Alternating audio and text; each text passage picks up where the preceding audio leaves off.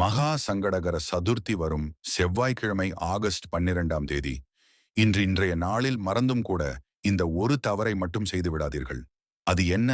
எனக்கு தெரிந்து கொள்ள நமது சேனலை சப்ஸ்கிரைப் செய்து கொண்டு ஓம் விநாயகா போற்றி என கமெண்ட் செய்யவும். பொதுவாக மாதம் ஒரு முறை சங்கடஹர சதுர்த்தி வரும். ஆனால் விநாயகர் சதுர்த்திக்கு முன்பு வரும் தேய்பிறை சதுர்த்தியை மகா சங்கடஹர சதுர்த்தி என சொல்வார்கள். இந்த நாள் மிகவும் புனிதமான நாள் என நம்பப்படுகிறது. 12 மாதங்களில் சங்கடகர சதுர்த்தி விரதம் இருக்க முடியாதவர்கள் இந்த ஒரு நாள் விரதம் இருந்தால் ஆண்டு முழுவதும் இருந்த பலன் கிடைக்கும். மகா சங்கடஹர சதுர்த்தி நாளில் காலை எழுந்து நீராடி மரத்தடியில் இருக்கும் விநாயக பெருமானை வணங்கி விரதத்தை தொடங்க வேண்டும். காலை தொடங்கி விநாயகரை வணங்கிய பின் மாலை சந்திர தரிசனம் முடித்த பின்பு விரதத்தை பூர்த்தி செய்ய வேண்டும். விநாயகருக்கு பிடித்த நெய்வேத்தியம் செய்து அவருக்கு படைத்த பின்புதான் நாம் உணவருந்த வேண்டும்.